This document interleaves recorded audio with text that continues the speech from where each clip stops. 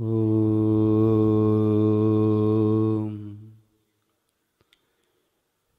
ह्रीं वाङ्मे मनसि प्रतिष्ठिता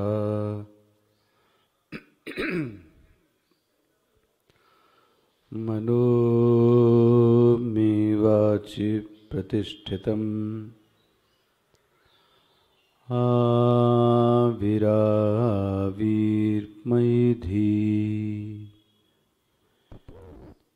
वेदस्य मवानिस्थः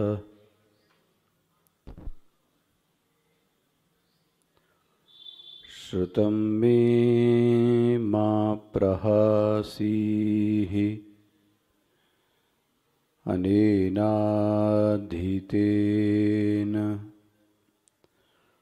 अहोरात्रान् सन्दधामि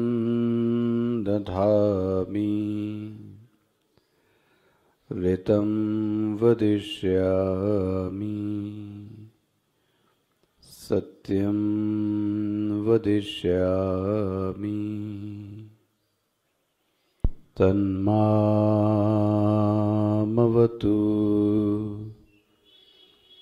तद्वक्तारमवतु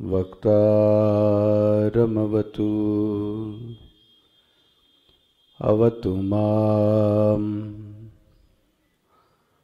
अवतु वक्तारम् अवतु वक्तारम् ॐ शान्तिः शान्तिः शान्तिः।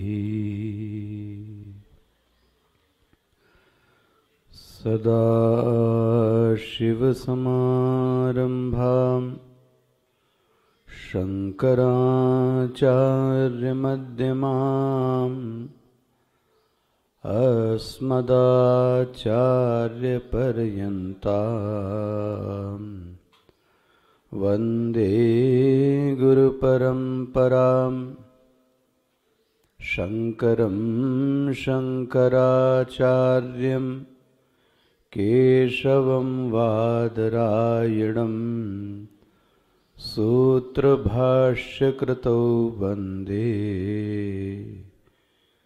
भगवन्तौ पुनः पुनः भगवन्तौ पुनः पुनः भगवन्तौ पुनः पुनः।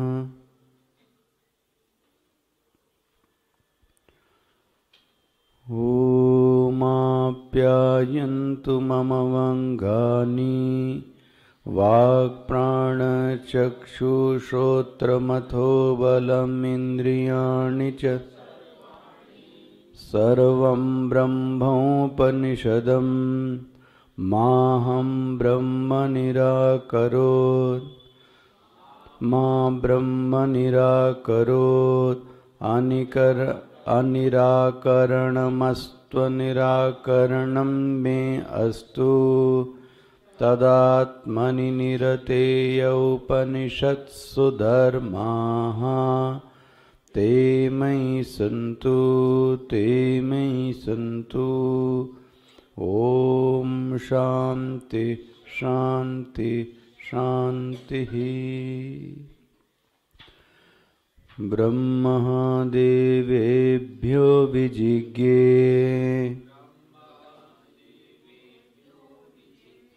तस्य ब्रह्मणो विजये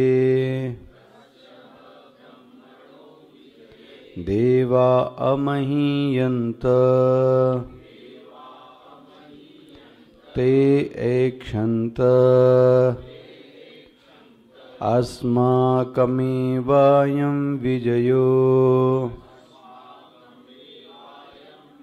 अस्माकमेवायं महिमा इति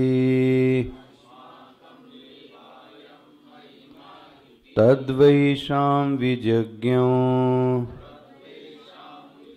तेभ्योः प्रादुर्बभूव तन्न व्याजानत किमिदं यक्षमिति ते अग्निम् अब्रुवन् जातवेदः एतद्विजानीहि किमेतद्यक्षमिति तथेति तदभ्यद्रवत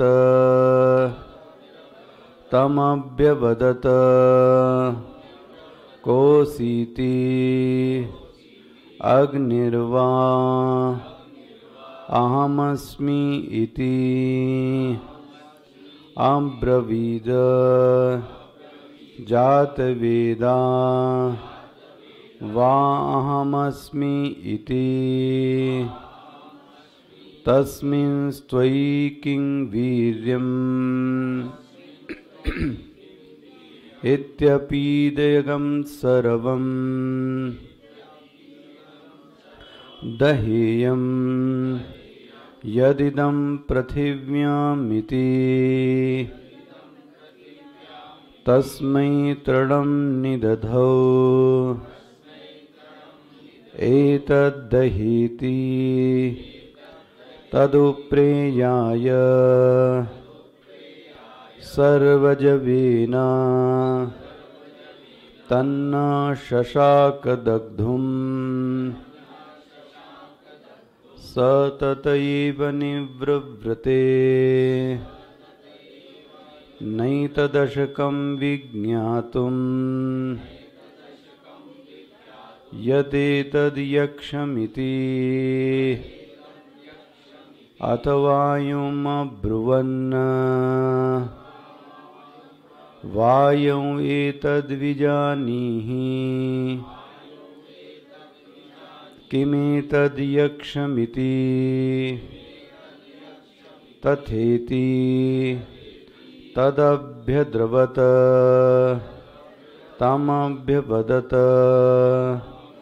कोऽसीति वायुर्वा अहमस्मि इति अब्रवीन् मातरिश्वा वा अहमस्मि इति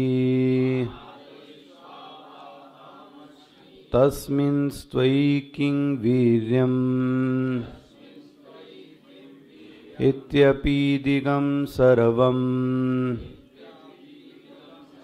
आददीय यदिदं पृथिव्यामिति तस्मै तृणौ निदधौ एतद् आददस्वेति तदुप्रेयाय सर्वजवेन तन्न शशाका दातुम् स ततैव निवृव्रते नैतदशकं विज्ञातुं यदेतद्यक्षमिति अतमिन्द्रम् अब्रुवन् मघवन् एतद्विजानीहि किमेतद्यक्षमिति तथेति तदभ्यद्रवत तस्मान्तिरोदधे स तस्मिन्नेवाकाशे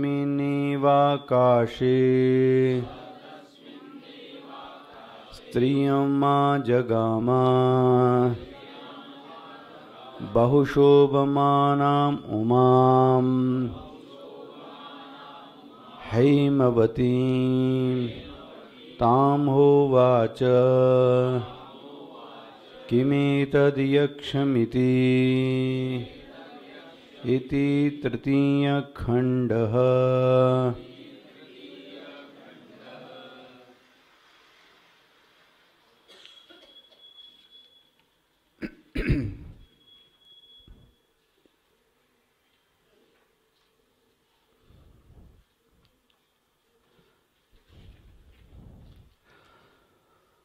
ब्रह्म देवेभ्यो विजिज्ञे अविज्ञातं विजानतां विज्ञातम् अवजानताम् इत्यादि श्रवणादीनि श्रवणाद् यदस्ति तद्विज्ञातं प्रमाणैः यन्नास्ति तद् अविज्ञातं शशविषाणकल्पम् अत्यन्तम् एव असद्दृष्टम्। तथा इदं ब्रह्म विज्ञातत्वाद् असदमेवेति मंदबुद्धिनां व्यामोहो मा भूदिति तद् इयम् अर्थम् आख्यायिका आरभ्यते। तदेव हि ब्रह्म सर्वप्रकारेण प्रशास्त्री देवानामपि परो देवः ईश्वराणामपि ईश्वरः दुर्विज्ञानां देवानां जयहेतुः असुराणां पराजयहेतुः तत्कथं न अस्ति एतस्य अर्थस्य अनुकूलानि हि उत्तराणि वचांसि दृश्यन्ते। अथवा ब्रह्मविद्याः स्तुततये कथं ब्रह्मविज्ञानाद् अग्ने आदयो देवानां श्रेष्ठत्वं जग्मु ततः अपि अतितराम् इन्द्रः इति। अथवा दुर्विज्ञेयं ब्रह्म इति तत्प्रदर्श्यते येन अग्ने आदयः अति तेजसः अपि क्लेशेन एव ब्रह्म विदितवन्तः तथा इन्द्रः देवानामपि ईश्वरः इति सन्निति।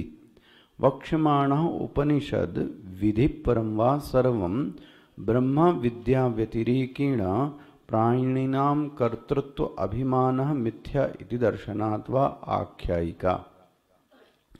यथा देवानां जया आदि अभिमानः तद्वतिति ब्रह्म यथोक्तलक्षणं परं ह किल देवेभ्यो अर्थाय विजिज्ञे जयं लब्धदेवानाम् असुराणां च संग्रामे सुरान् जित्वा जगद आरातीन् ईश्वर सेतु भेत्रीन् देवेभ्यो जयं तत्फलं च प्रायच्छत् जगतः स्थेम्ने। तस्य ह किल ब्रह्मणो विजये देवा अग्न्यादय अमहीयन्त महिमानं प्राप्तवन्तः तदा आत्मसंस्थस्य प्रत्यग आत्मनः ईश्वरस्य सर्वज्ञस्य सर्वक्रियाफल संयोजतिः प्राणिनां सर्वशक्तिः जगतं स्थितं चिकीर्षयोऽयं जयः महिमा च इति अजानन्तः देवा ऐक्षितवन्तः अग्ने आदि स्वरूप परिच्छिन्न आत्मकृतो अस्माकमेवायं विजयः अस्माकम् एवायं महिमा इति। अग्नि वायु इंद्रादि लक्षणः जयः फल हेतुः अस्माभिः अनुभूयते न अस्मत् प्रत्यग आत्मभूतेश्वर कृतः इति एवं मिथ्या अभिमान लक्षणवताम्।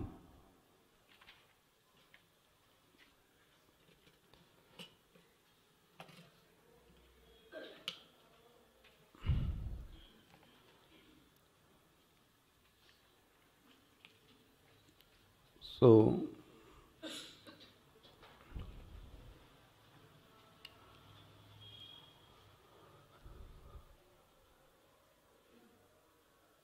ब्रह्म विद्या और अभिमान का आपस में विरोध है। ब्रह्म विद्या वहीं आ सकती है जहां अहम के आगे विशेषणों को शून्य साधक माने। अहंग में विशेषण का जुड़ना ही अज्ञान है। जैसे ही अहंग में कोई विशेषण जुड़ जाता है और वह विशेषण जो भी जुड़ेगा वह परिच्छिन्न होगा। इसलिए कहा गया कि परिच्छिन्न से तादात्म्य का नाम ही अभिमान है, परिच्छिन्न से जुड़ना ही अभिमान का जनक है। और देवासुर संग्राम में यह जो देवता थे यह परिच्छिन्न जगत से कुछ उपाधियों से क्या हो गए, जुड़ गए और वहां से ब्रह्म विद्या गायब हो गई। यह जो अभिमान है यह मिथ्या है। मिथ्या इसलिए है कि जब इस अभिमान को खोजा जाता है कि इस अभिमान में इस व्यक्ति ने कितना योगदान है, तो अन्वेषण करने पे पता लगता है कि इसका कोई बहुत ज़्यादा रोल नहीं है, फिर भी ये अपने आप को क्या करता है, मानता है। जब भी अभिमान का अन्वेषण किया जाएगा तो वो मिथ्या ही निकलेगा। जैसे कि ये देवा अमहीयंत, जैसे कि देवता बहुत कहने लगे कि ये मैंने विजय हासिल की, और जब अन्वेषण किया जाए तो पता लगता है देवता तो हार रहे थे, जिताया किसने, यक्ष ने। लेकिन इन लोगों ने मिथ्या अभिमान क्या कर लिया, ओढ़ लिया। इसी तरह से हम लोगों के जीवन में जो भी उपलब्धि आई है, जो भी सफलता आई है, उसमें हमारा बहुत कम रोल है। वह तो ईश्वर ने कृपा करके जीत को क्या कर दिया, हासिल करा दिया। कल रात्रि में भी यही कह रहे थे हम लोग, पांडे जी से, कठपुतली की तरह से वो नचाता है। एक दृष्टि ये है, जैसे कठपुतली होती है तो हमको लगता है कि कठपुतली बात कर रही है, चल रही है, लेकिन असलियत ये है कि न वो चल रही है, न वो लड़ रही है, वो कोई ऊपर धागों को अपने हाथ में लपेट कर क्या करता है, चलाता है।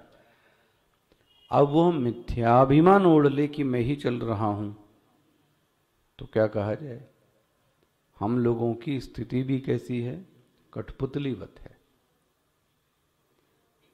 तो जो धागा है वो किसी और के पास है,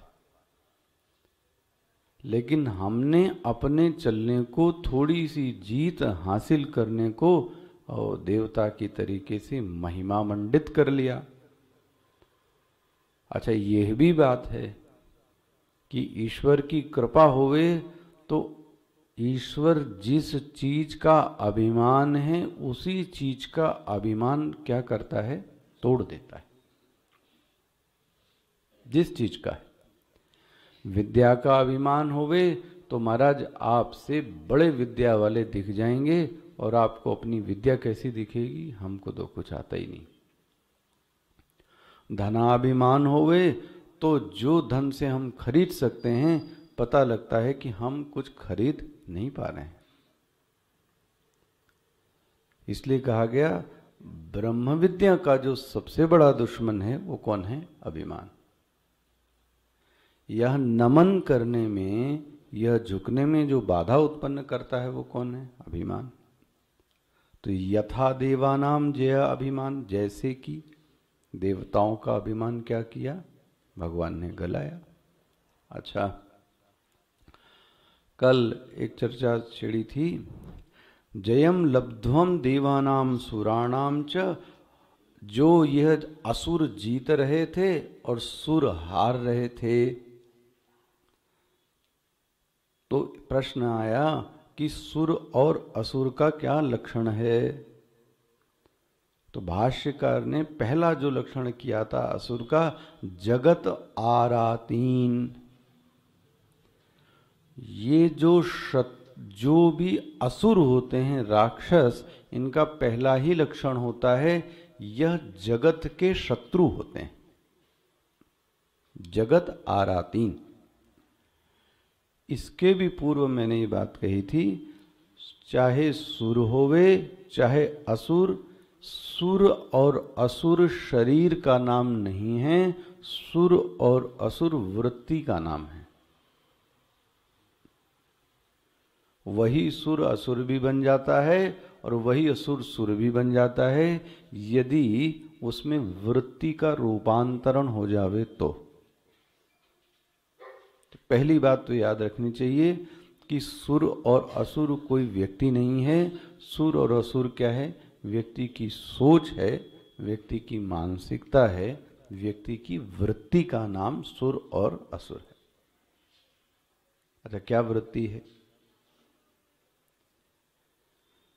जगत के शत्रु का अर्थ हुआ यह समष्टि का हित नहीं चाहता, व्यष्टि का ही हित चाहता है।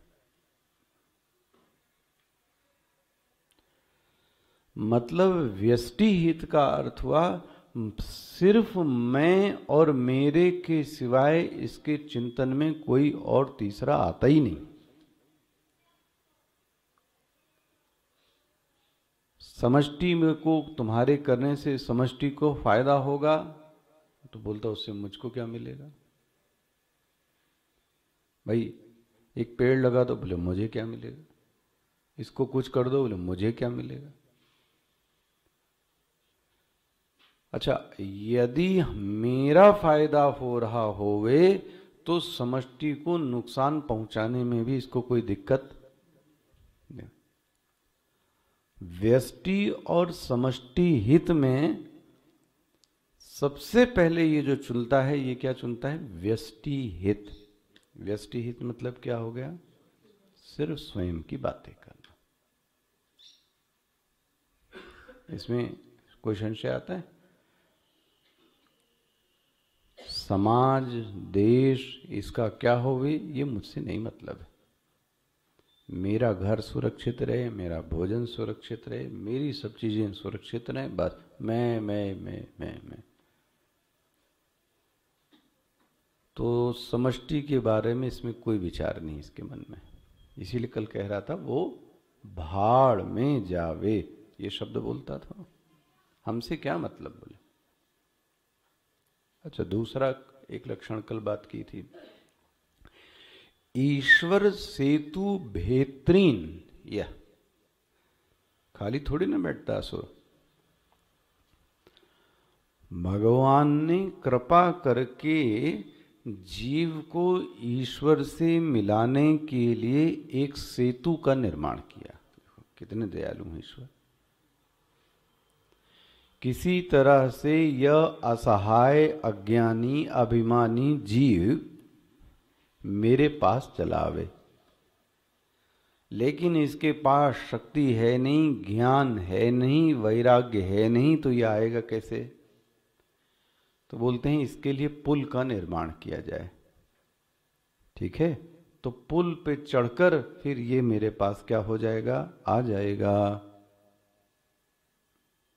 यही चीज भगवत गीता में आई है,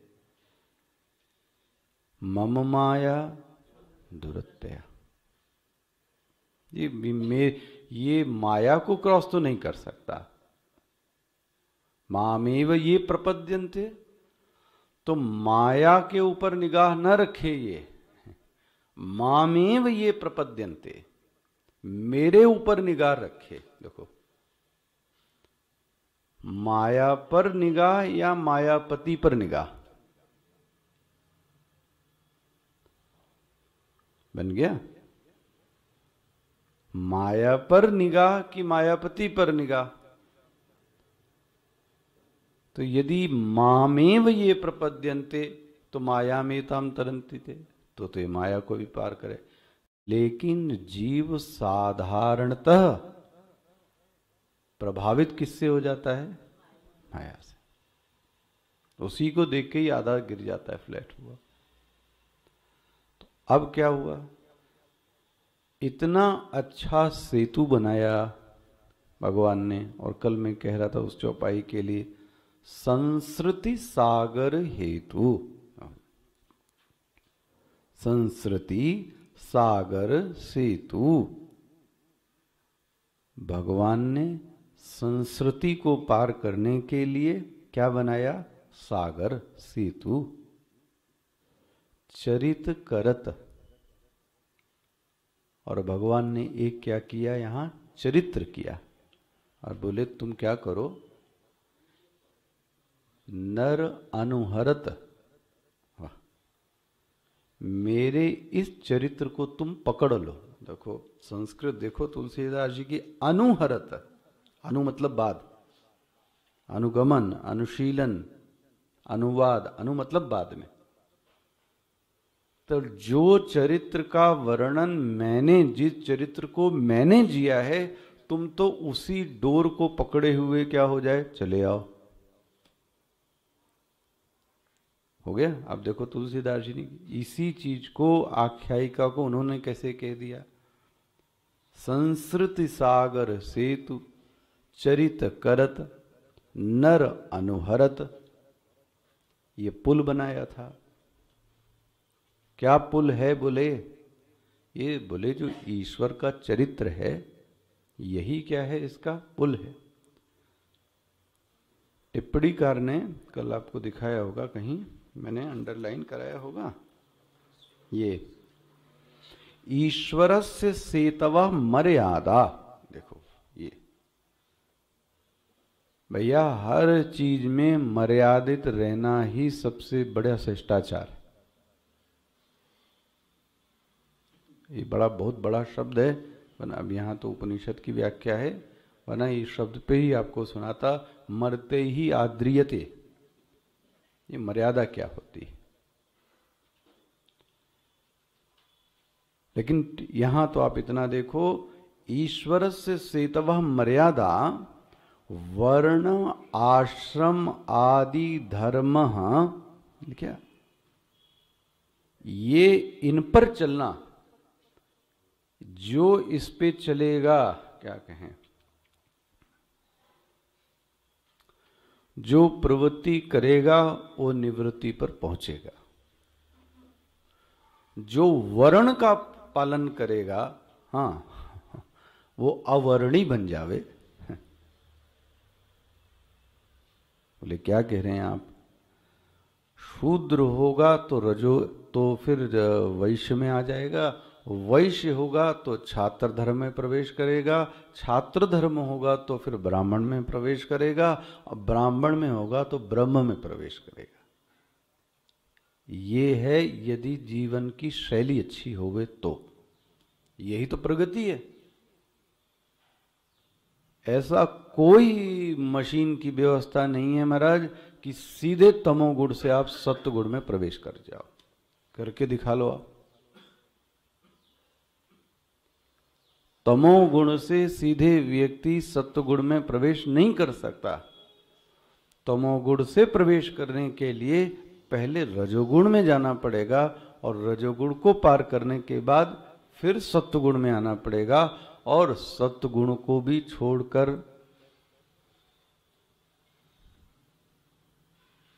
अगुण, फिर तो निर्गुण, ये भी गुण छोड़ना पड़ेगा। तो कितनी अच्छी व्यवस्था हो गई।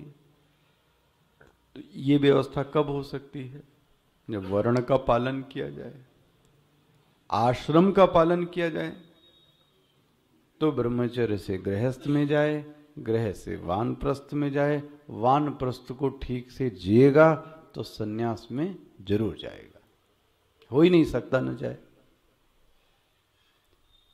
यदि उसने अपने जीवन की दिनचर्या को क्या किया, बदल लिया, तो क्यों नहीं प्रवेश करेगा? ध्यान रखें, यदि जीवन जीने की शैली नहीं बदली तो जिस आश्रम में थे उसी आश्रम में रह जाएंगे। जैसे कि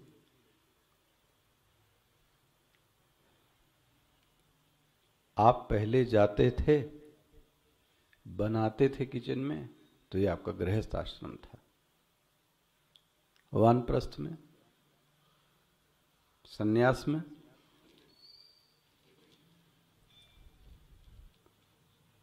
वानप्रस्थ और सन्यास में क्या होगा?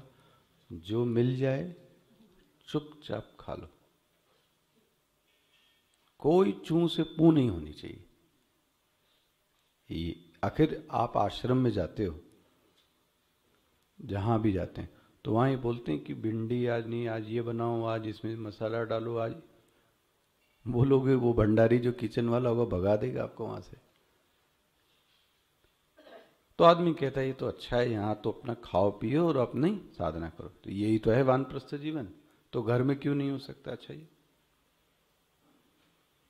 तो उसमें व्यवधान किसने डाला? आपने खुद डाला। आपने डाला मतलब आपकी जीभ ने डाला। क्यों गए अंदर? क्यों फरमाइश की? तो फिर झेलो। फिर तो कहां से वानप्रस्थ बनेगा?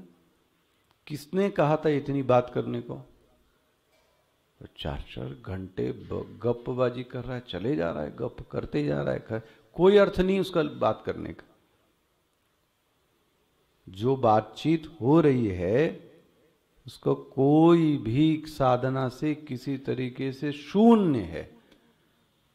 तो जो तुम जप में बैठोगे, पूजा में बैठोगे, तो तुम्हारी जो शक्ति थी वो तो क्या हो गई, चली गई। तो करोगे फिर क्या करोगे, सो जाओगे। वो बोलोगे हम थक गए। थक इसलिए गए कि जो बची खुची ऊर्जा थी वो भी तुमने क्या कर दी, गंवा दी। देखो यही आश्रम और वर्ण में यही अंतर, यही रहने की शैली है। भजन में क्या गया है, जाहे विधि राखे राम, पाहे विधि रही। सोच के देखो। अब इसमें दिक्कत कौन डालता है, दिक्कत डालता हमारा मन क्योंकि वो उसमें रहने को तैयार। तो फिर जब ये करना है तो फिर झेलो भी, फिर और क्या करेगा। फिर हम वो झेल नहीं पाते क्योंकि अब मन ऐसा रह नहीं गया। इसलिए कहा गया अगर वानप्रस्थ में रह रहे हैं तो हमारा झुकाव किस ओर होना चाहिए,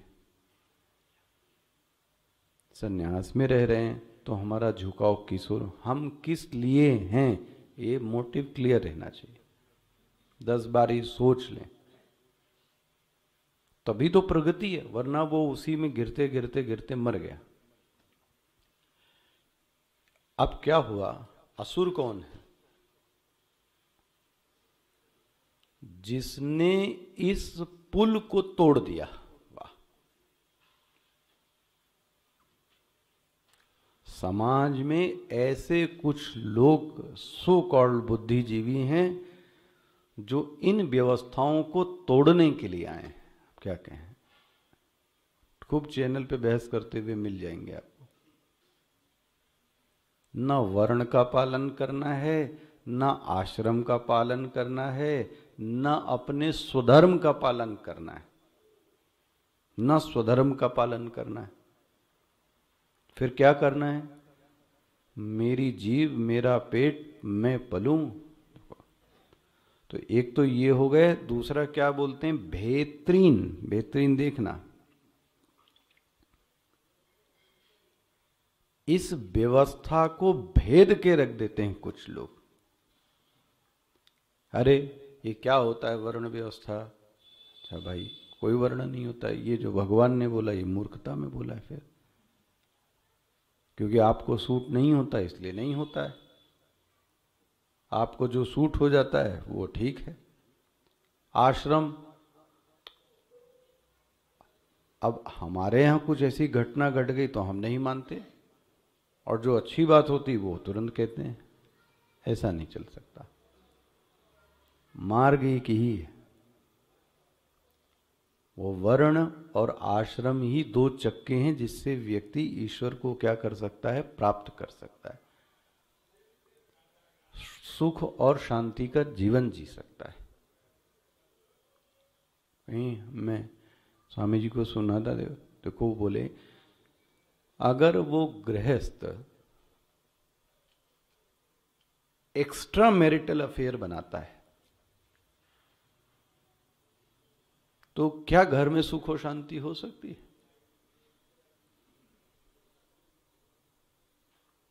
अच्छा होगा तो थोड़ा कला होगी। फिर दूसरे पक्ष को भी ये मौका मिलता है कि जब तुम स्वतंत्र हो तो फिर तो वो क्यों नहीं स्वतंत्र, प्रश्न है। तो वो भी कल से कहेगी या कहेगा, जो भी हो, कि भैया मैं भी स्वतंत्र हूं। अच्छा तुम भी चले जाओ भाई। अब क्या मिला फल, अब वो जो नन्हे मुन्ने कुच्चे रह गए वो क्या देख रहे हैं, ये अलग जाते हैं, ये अलग जाते हैं, घर पे आके लड़ते हैं। तो जो उन पर प्रभाव गया वो तो उनका भी जीवन आपने क्या कर दिया, ले वो तो आप यद यदाचरित श्रेष्ठ तत्तदेवे इतरो जना सहयत प्रमाणम कुरुते, तो आपने पूरी व्यवस्था ही क्या कर दी, इसलिए मैं एक दिन कह रहा था, भैया माता पिता बनना मतलब देह से संसर्ग और वीर और रज का परिणाम नहीं है।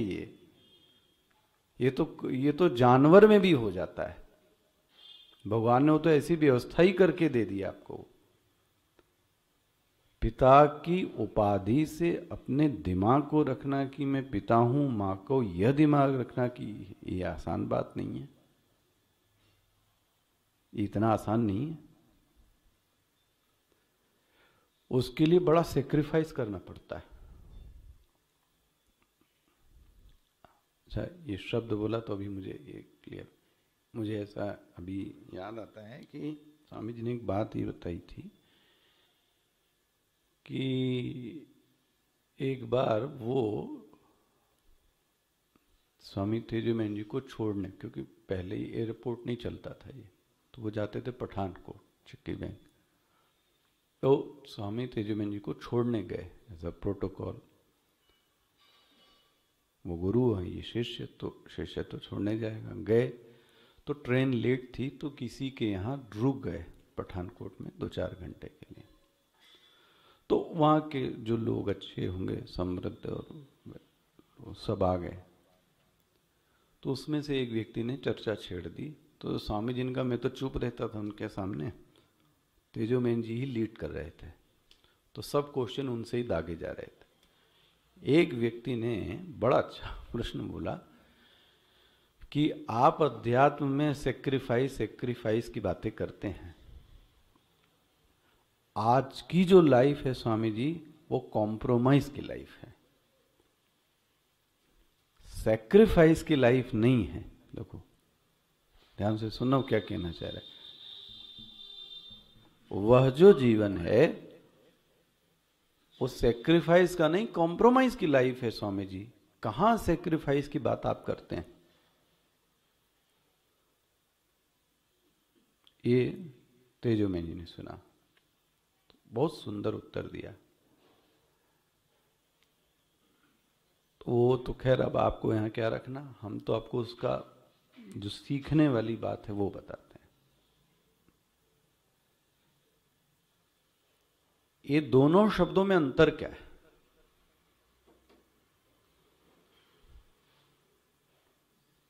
बोल तो जाते हैं हम लोग, सेक्रीफाइस एंड कॉम्प्रोमाइज में क्या अंतर है?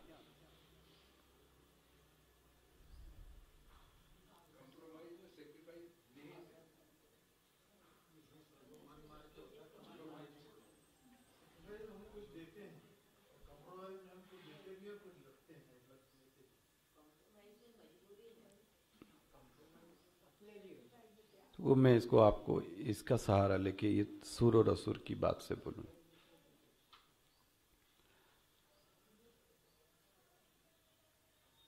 जब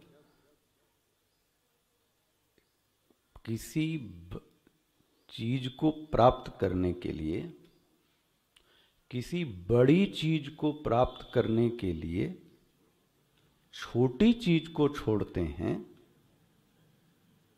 बड़े लक्ष्य को प्राप्त करने के लिए, शब्द बदल रहा हूं, समष्टि की प्राप्ति के लिए कुछ व्यष्टि को छोड़ते हैं, उसको क्या बोलते हैं?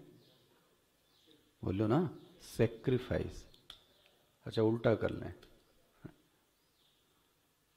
जब कुछ छोटी चीज को प्राप्त करने के लिए कुछ बड़ी चीज को छोड़ देते हो, तो वो क्या कह रहा है?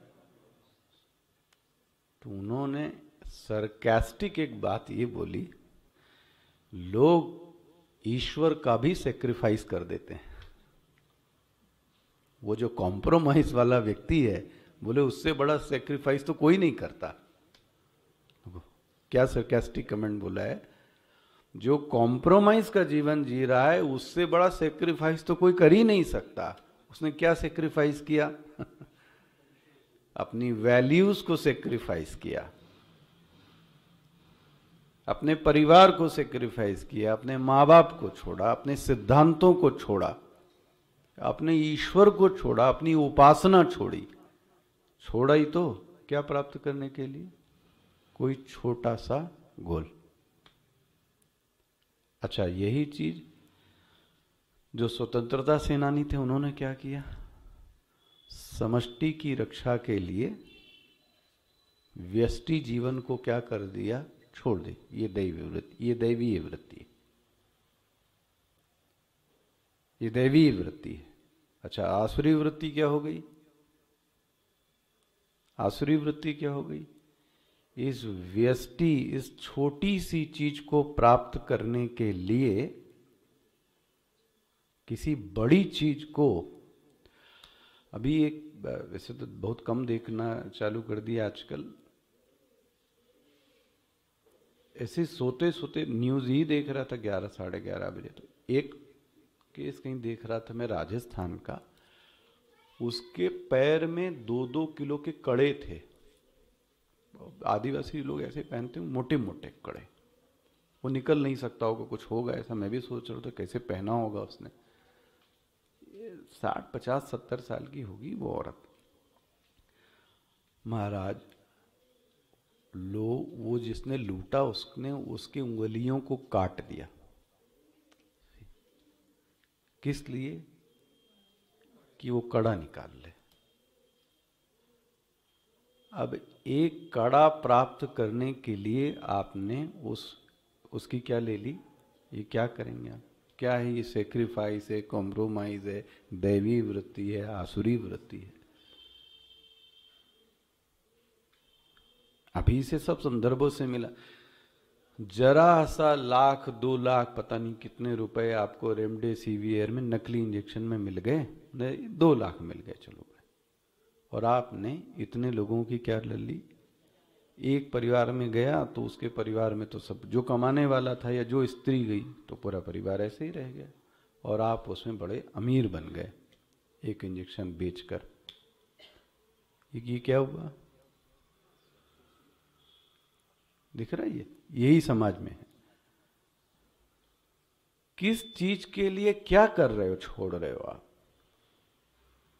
जिसको आप बड़ा कॉम्प्रोमाइज कह रहे हो उससे बड़ा मूर्ख, वो तो बहुत चीजें सेक्रीफाइस कर रहा है ना। सोचो आप, और देखना आप कॉम्प्रोमाइज वाले जो व्यक्ति करता है वो सब चीजों को क्या करता है फिर, क्योंकि उसको छोटी सी चीज की क्या हो जा रही है, प्राप्ति। वाह, ये है आसुरी वृत्ति। तो ऐसे चिंतक या ऐसी विचारधारा, जो यह जगत ईश्वर ने जो सेतु बनाया, पहली बात आपने नहीं बनाया, अपना बनाया तोड़ दो, कोई दिक्कत नहीं। जो सेतु आपने नहीं बनाया उसको आपने क्यों तोड़ा, जो आपने नहीं बनाया उसको क्यों तोड़ा आपने। ये जो वर्ण आश्रम की व्यवस्था थी, चातुर्वर्णे मया सृष्टम, ये ब्रह्मचर्य गृहस्थ वानप्रस्थ, ये हमने बनाया, भगवान बोलते हैं, और तुमने क्या किया, ईश्वर सेतु भेत्रीन। वाह, ऐसे व्यक्ति को हाँ असुर की संज्ञा दी जाती है। स्पष्ट होता है। अच्छा, और दिखा देते हैं। अभी तक मैंने आपको टीका दिखाई एक टिप्पणी दिखा देता हूं। टिप्पणी, टिप्पणी सब नीचे लिखा है। टिप्पणी देखिए, इसमें जगत आरा 3 में 3री नंबर की टिप्पणी मिल गया।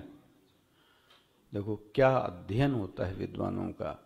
आप बोले आपको श्रीमद् भगवत गीता दिखाते हैं उसमें असुर क्या है, इति स्मृते है, इति स्मृते है, क्या कहते हैं, प्रभवन्ति उग्र कर्माणः क्षयाय जगतो हिताः। मिल गया ये हैं असुर। इनके कुछ लोगों के जो कर्म हैं उग्र कर्माण, उग्र कर्म, गर्मी पैदा कर देते हैं।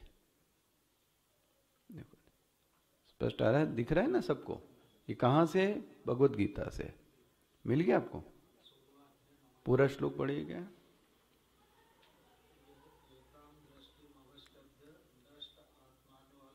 हाँ, एताम दृष्टिम अवष्टभ्य नष्टात्मानो अल्प बुद्धय।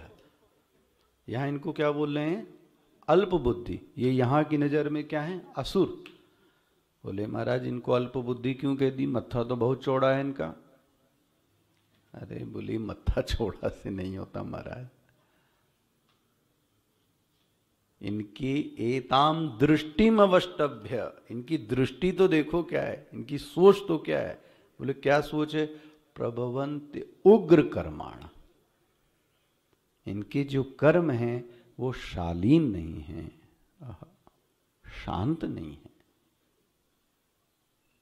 इनकी बात से किसी को शांति नहीं मिलती, इनके चिंतन से किसी को शांति नहीं मिलती, इनकी उपस्थिति से किसी को शांति नहीं मिलती। ले बोले ऐसे भी लोग हैं। हाँ ऐसे भी लोग होते हैं जिसकी उपस्थिति मात्र से वातावरण चंचल हो जाता है। ऐसे भी महात्मा हैं जिनकी उपस्थिति मात्र से व्यक्ति अंतर्मुखता की ओर प्रवेश करता है।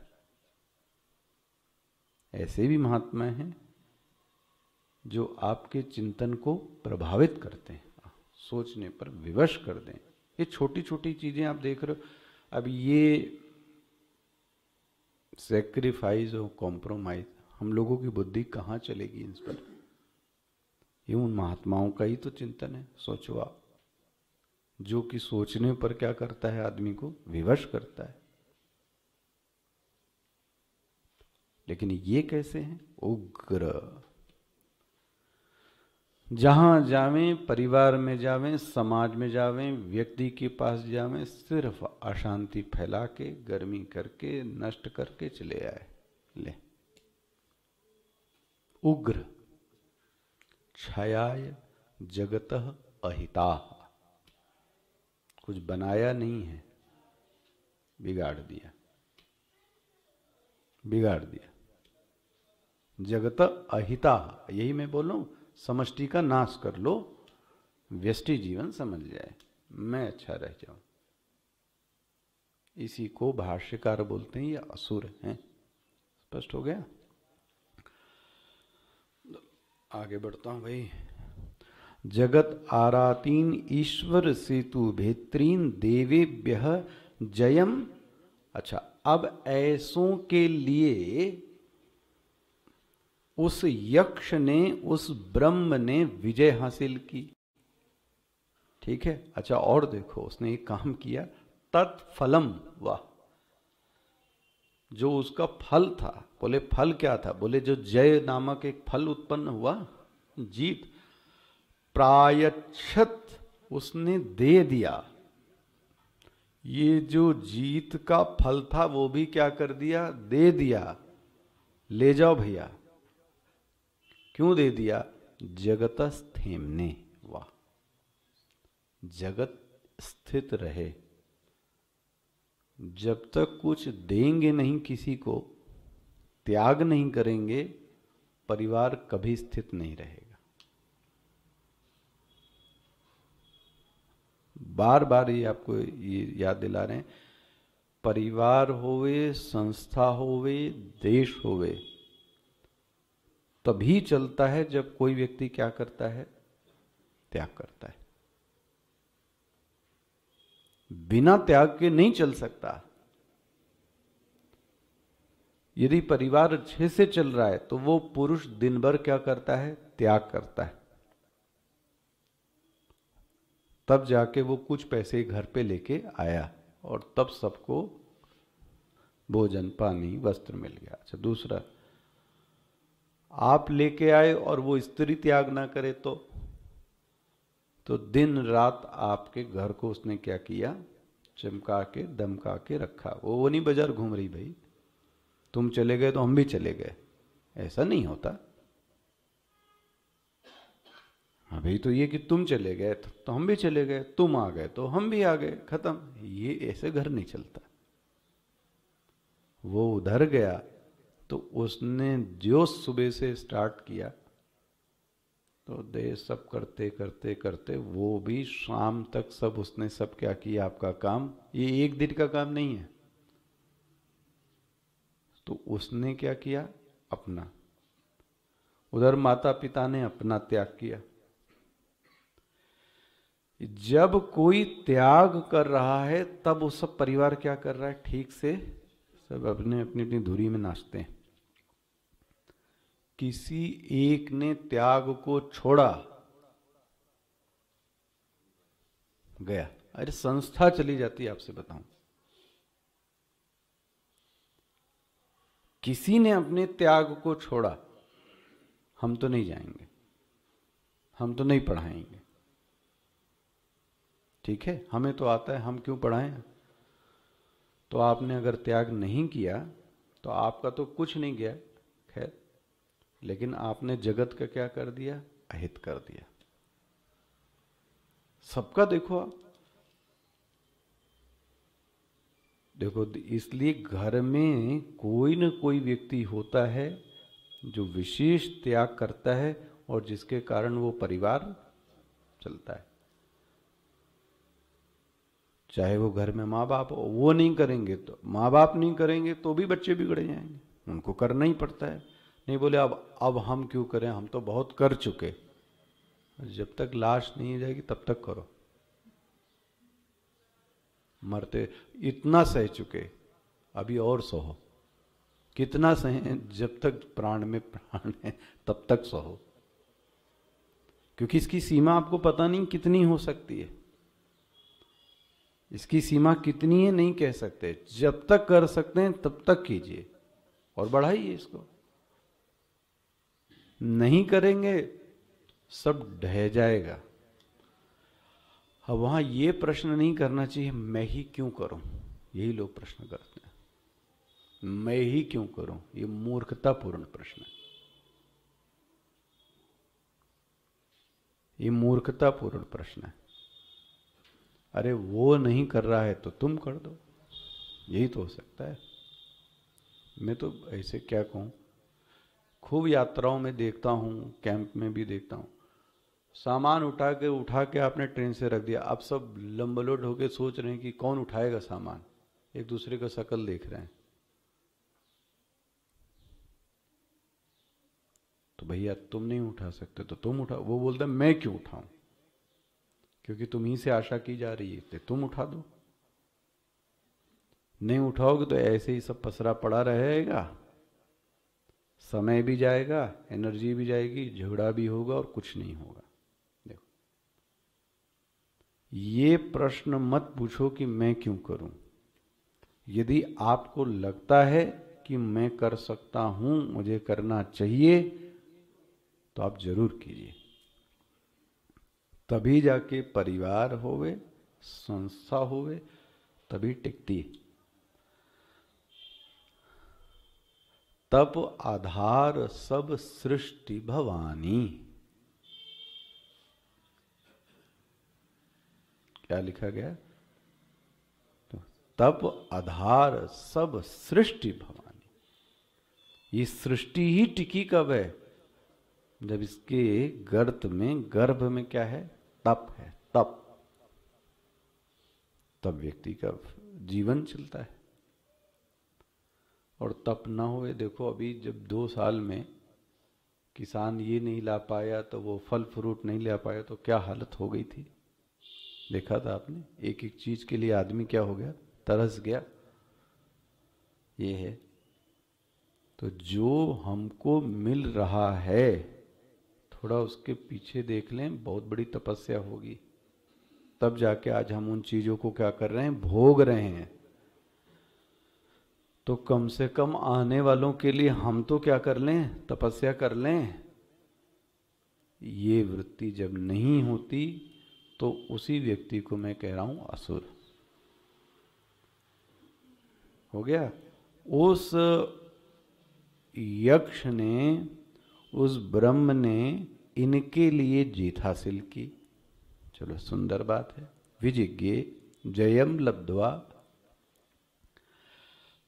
तत् तत्फलम च प्रायच्छत, उसने उस फल को दे दिया। किसको, जगतः स्थेम्ने, देखो मिल गया। उस जगत की स्थिति के लिए क्या कर दिया, भैया जगत चलता रहे, तो मैं तो इसको क्या कर दूं, इनको दे दूं। किसको जीत दे दी? देवताओं को। अब होना ये चाहिए कि देवताओं को जो जीत मिली तो उनको कृतज्ञ होना चाहिए कि हमको क्या कर दी, जीत दे। वो तो कृतज्ञता के सिवाय वो तो फिर असुर हो गए। उन्होंने क्या बोला? महिमानम, अरे रे रे रे, ये मैंने हासिल की। देखो अब आगे दिखाएंगे आपको, पहले पढ़ देने। तस्य किल ब्रह्मणो विजये देवा अग्नि आदय, मिल रहा है आपको, अमहीयंत महिमानम प्राप्तवंत। आप बोलते हैं ये तो हमारी मेहनत से प्राप्त हुआ। हिंदी पढ़ लीजिए। मैंने बोला था जो किल शब्द है, आपको बताया था, वो निपात है, वह प्रसिद्ध और ऐतिहासिक घटनाओं के लिए आता है। तस्य किल, ये कठोपनिषद और अन्य उपनिषदों में भी आएगा। तो यह प्रसिद्ध है, पूर्वोक्त लक्षणों से युक्त परब्रह्म ने देवताओं के लिए विजय प्राप्त की, अर्थात देवासुर संग्राम में संसार के शत्रु एवं ईश्वर की मर्यादा को भंग करने वाले असुरों को जीतकर जगत स्थिति के लिए, मिल रहा है सब आपको हिंदी, उस है ना, उसका फल देवताओं को दे दिया। अच्छा, उस ब्रह्म की विजय में अग्नि आदि देवता गण, हाँ, ओ तो महिमा को प्राप्त हो गए। तो क्या हो गए? घमंडी हो गए महाराज। जब बेटा मेहनत ना करे, शिष्य मेहनत ना करे, ठीक है, और बाप की और गुरु की संपत्ति मिल जावे, तो वो मेहनत को तो जानता नहीं है, तो आगे क्या होएगा? इसीलिए हमारे अभी याद आता है, साधुई भाषा में बोलते थे हमारे, विद्या को जगाना, एक शब्द बोलते थे हम, विद्या को जगाना।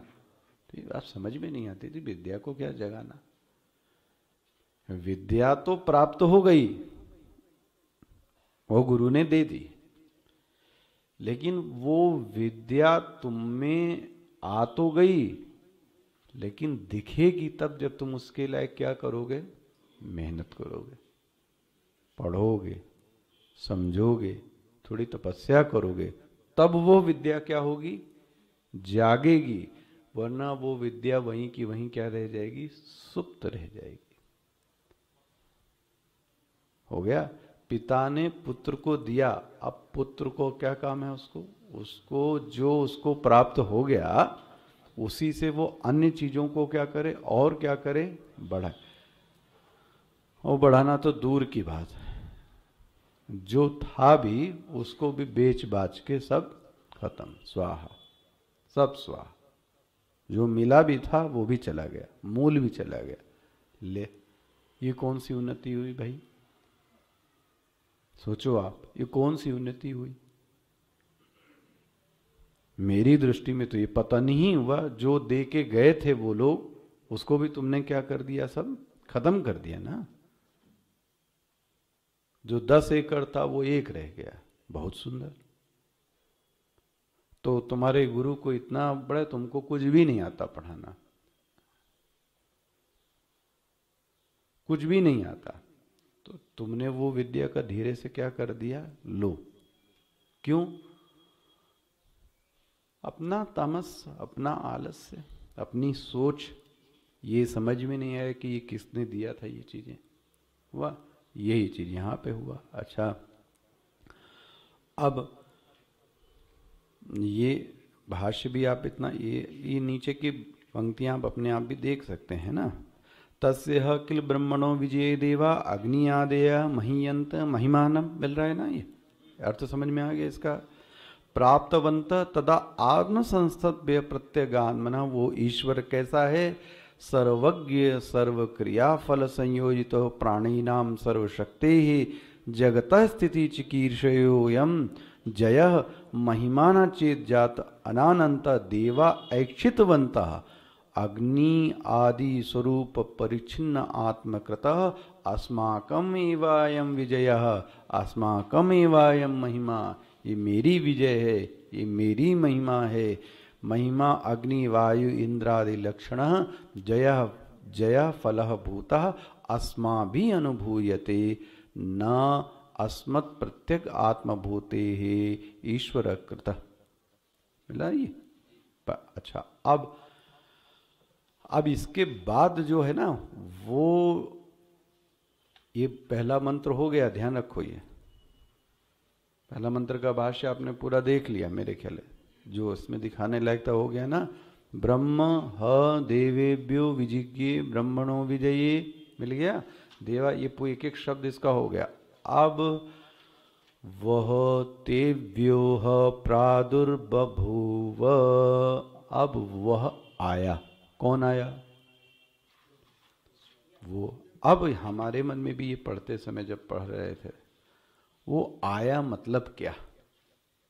क्या पहन के आया? वो कौन था? वो कैसे आया? ये तो जादू जैसा दिखता है कि आकाश में था और एकदम से क्या हो गया, आके प्रकट हो गया। अच्छा, जो आया उसको शरीर कहां से मिला? उसने यही शरीर क्यों धारण किया? ऐसे बहुत सारे क्वेश्चन आएंगे।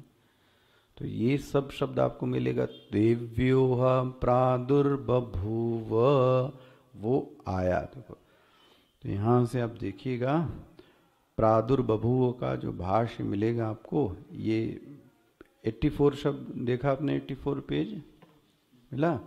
प्रादुर्बभूव आखिरी शब्द मिला, आखिरी शब्द मिला। अब आ जाइए 86 पे। प्रादुर्बभूव के लिए क्या भाष्य लिखते हैं? स्वयोग, मिल रहा है सबको? ये किसकी बात कर रहे हैं हम? प्रादुर्बभूव तेव्योह तेव्यो मतलब उनके लिए। किन के लिए? देवताओं के लिए। तो जो हमको शब्द समझना है वो यहां समझना है। प्रादुर्बभूव, प्रादुर्बभूव की बस पंक्ति देख लीजिए। स्वयोग माहात्म्य निर्मितेन अद्भुतेन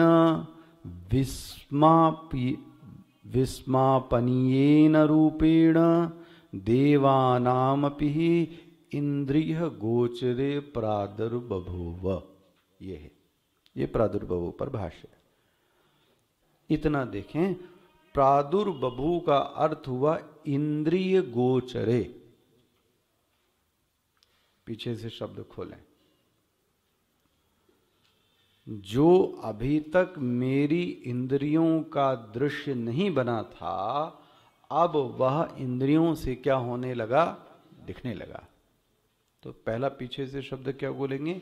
इंद्रिय गोचरे। कल देखते हैं कौन सा है, 7वां 8। ओम श्री परमात्मने नमः। अथ अष्टमोऽध्यायः। अर्जुन उवाच